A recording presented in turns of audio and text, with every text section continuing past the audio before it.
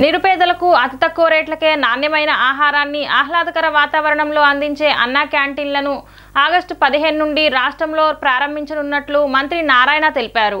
గతంలో తమ ప్రభుత్వ హయాంలో అన్నా క్యాంటీన్ల ద్వారా రోజుకి దాదాపు 2.25 లక్షల మంది భోంచేసేవారని తెలిపారు. అయితే గత ప్రభుత్వం అన్నా క్యాంటీన్లను అన్నింటినీ మూసేసి వాటిని నాశనం చేసిందని తెలిపారు. ఆయా భవనాలు అన్నింటినీ పూర్తి స్థాయిలో క్యాంటీన్లుగా తీర్చిదిద్దేందుకు పనులు జరుగుతున్నాయని అన్నారు.